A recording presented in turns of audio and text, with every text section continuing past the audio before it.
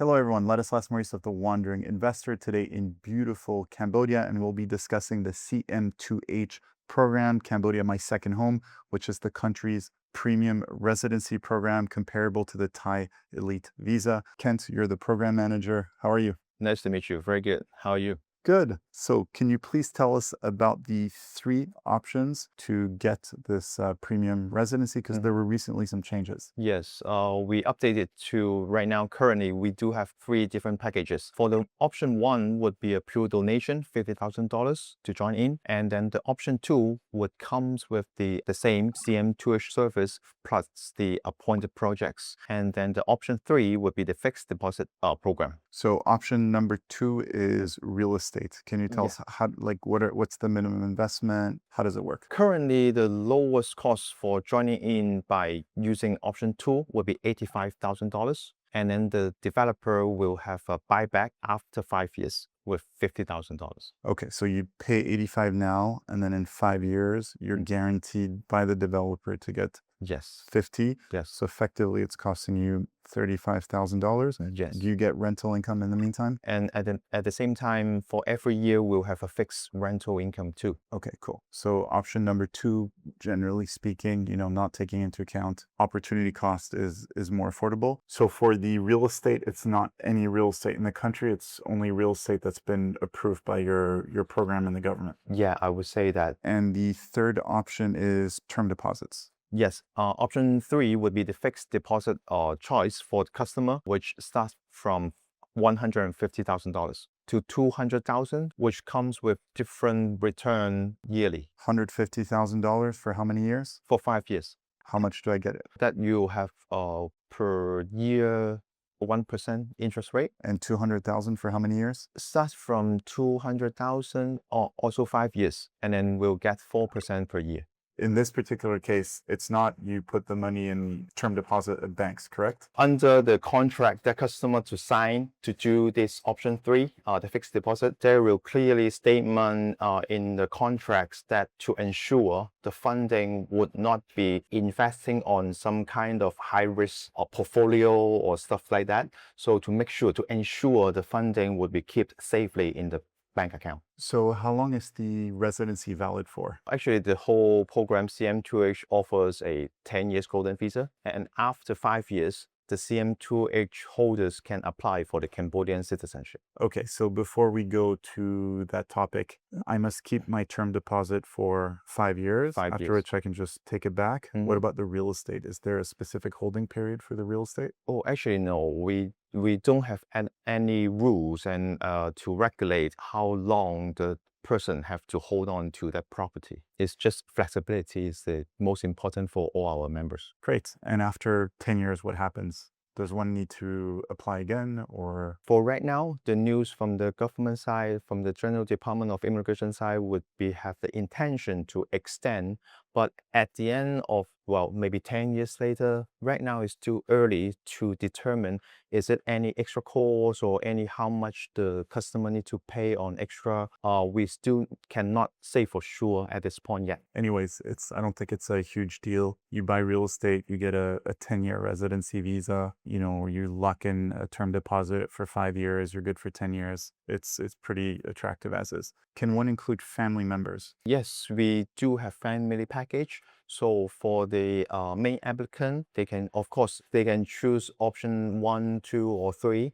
And for the spouse or the children under 18 can also apply with the main applicant of the family package. So can you elaborate a little bit more on the family package? Is it a big discount? Is it almost free? Or is it everyone must pay separately? Like how does it work concretely? Okay, so actually the purpose of this CM2H mainly is for individual applicants only, actually in the very initial stage. But after that, when the people having, well, what we understand, most of our applicants, they do have families and they want to move to have investment or business in Cambodia all together as a family. So that's why they want to also to bring in the spouse with a steady visa program to come with. So that's why when the spouse also want to join in, they have to pay on top to join. The family package would be 35 $5,000 each. Even though Cambodia is a great place to live with a family or as a retiree, etc., this is a country that is very focused on development and on business, and it is going out of its way to attract foreign business people who want to come here and help develop the country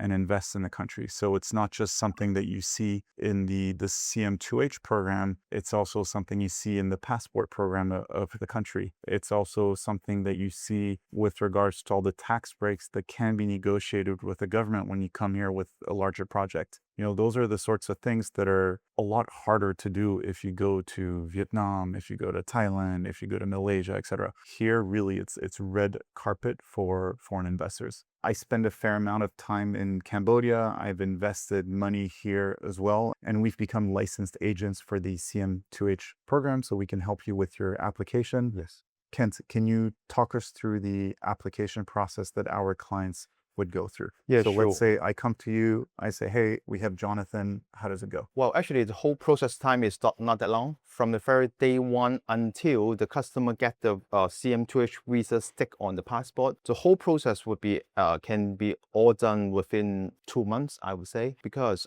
it's very easy and friendly for all the applicants at the very first stage. Because we will collect the customer information with the registration form and a photocopy of the passport for us, for the government, for the immigration department to run the background check. At this point of stage, the applicant no need to physically happens to be in Cambodia yet. So they can be anywhere around the world, busy on their main things. And then once we process the background check, that will usually take 5 to 7 working days. And then we will get the pass result. Once we get the pass result, okay, then the applicant need to plan the upcoming schedule to come to Cambodia. Because this pass result, the background check pass result, only valid for 1 month. So they can have their schedule to plan within that 1 month time to finish the remaining process. So when you drop everything you're doing, fly to Cambodia. Yeah, but on that stage, please remember that will take around shortest time would be 5 working days to 10 working days to finish the process. So that would be that 5 working days to 10 working days time would be they have to plan for that. Okay. So essentially, you give your passport information, fill out the form, you get initial approval from the immigration services and the security services that you're good to go, and then you need to come here for 2 weeks. Yes, yes. And this part will be the only extra cost that will happen, because normally, no matter you choose option A, option 1, 2, or 3, it's all including. The fee already including there. We will not charge any, and there's no hidden cost in that for the upcoming 10 years time. I just mentioned the only hidden cost will be here, because when the person, I'm not really okay to stay here for 10 working days. Can I shorten a bit? Yeah, sure. At this stage, you need to pay around $200 as an express fee to get a faster process to finish the process within like maybe 5 working days. Okay. Yeah.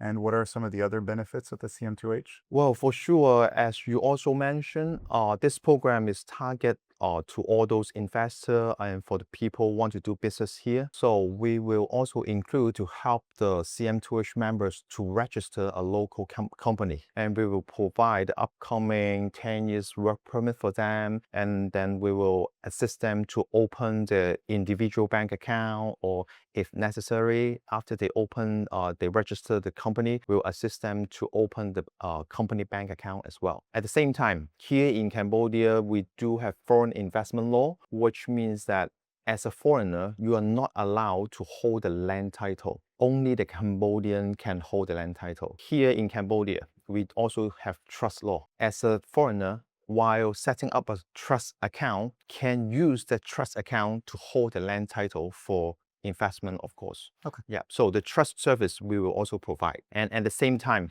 because this program is from the government side, we under the Ministry of Interior and General Department of Immigration. So actually, everyone can treat us CM2H as a tool, as a platform to get all the authentic information from us, because I believe so many newcomers that the new people come into a new country, they're not too familiar with their legal system, the taxation.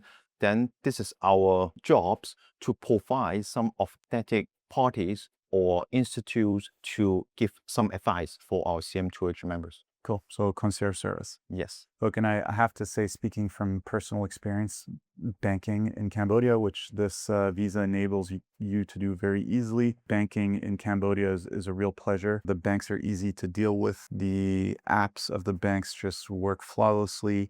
You can make international transfers out and in. There are no capital controls. You really do not need to put that much money into a bank to have a private banker with whom you can just chat on Telegram.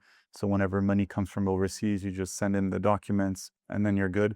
It's a very seamless experience. It feels like the sort of banking I was used to in the offshore space, 10, 15 years ago, that doesn't really exist anymore. But here you still have this. It's very service and client orientated.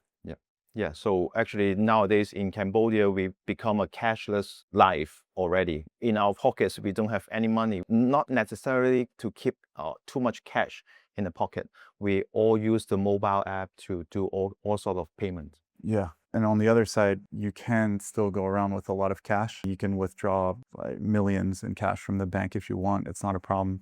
You can deposit millions in cash into the bank, also not a problem. So it's the best of both worlds. Can you tell us about the path to citizenship? Because on this channel, we're quite passionate about this. Even though it's not that really solid details after 5 years, but like I already mentioned, after 5 years, you can apply for the Cambodian citizenship. At that point of time, for sure, we'll have an interview with General Department of Immigration Officer. They will consider what this applicant been doing in that 5 years time, because the government, the country really want to pay attention and want to draw the people to help this country to develop. So how to evaluate this thing? The best way is to check for this 5 years of time, how much you contribute to this country, like maybe how much tax you've been paying, how many jobs you create for the local people, and what sort of business you are doing. That would be their consideration too. Without any Khmer language requirements? Without, no. Yeah. So it's a different path to citizenship from the usual path to citizenship in Cambodia, where you do need to learn Khmer. Here you don't. It's still a little vague, essentially. There's no guarantee. What is guaranteed is that if you just get the CM2H and you're retired and you chill, that's not going to work. But if you're actually coming here and doing business using the CM2H, then it very well might work out for you thanks to the CM2H. But if you'd gone through the normal immigration route, potentially would not have worked out for you. Is it fair to say that the citizenship route is viable for people who actually move here and do actual legal business here? Yes, of course, of course. Other cases, not so much. Yeah, because country, while they consider giving out the passport, the citizenship or not, they will also check, because even though there's no any regulation how many days you gotta stay in Cambodia for each year, but when they check your entry record, they will see that if you really treat this country as your second home, if you just, I buy in some condos, I only want some rental return and I never come back, well then, of course, for this country, for the government consideration, then this might not be the right candidate to offer the citizenship. What would you say to some detractors that say, well, in Cambodia, you can easily get a retirement visa or a one-year business visa for a few $100s a month? Why would I go through the CM2H residency? Well, I would say that the visa policy can be changing every year.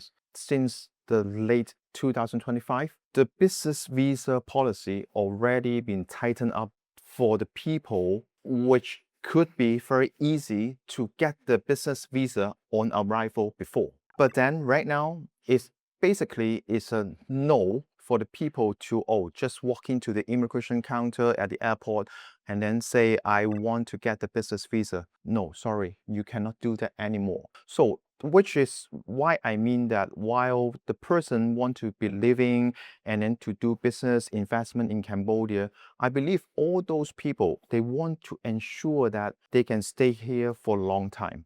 And a long period of time, you don't need to worry about for every year renewal for their visas. Like what I said, the visa policy can be changed anytime. So maybe one day, maybe next year or 2 years later, I mean maybe you no longer can maintain your retirement visa here that easy, or you cannot maintain your business visa that easy. So that's also one concern.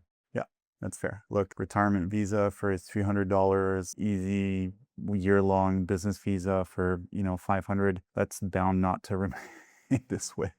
Whenever there's an immigration program that is just too good to be true, it is too good to be true. It works for a little bit and then it stops working. This here is a much more secure way if you're, very serious about Cambodia to consolidate your position here in the country. Yeah. And objectively, it's not like it's particularly expensive when you look at the real estate and the term deposit options. Yes. What are the top source countries of clients for you? Well, for sure, top three would be Australian, Japanese, and European. And the people from China, it's not that many from the very initial stage. Okay, so less Chinese people now proportionately. Yes. Yeah, interesting. There's a whole guide on the CM2H program, how everything works, etc., from A to Z. There's a link below. You can have access to it. And then using that link below as well, you can get in touch directly with ourselves and with Kent's team, and we can help you through the whole process. Kent, thank you very much. Thank you. Okun. Make sure to download my free ebook, 12 Mistakes to Avoid When Investing in International Real Estate, which you can find on my website, link below. And feel free to follow me on Instagram @TheWandering Investor. I look forward to hearing from you.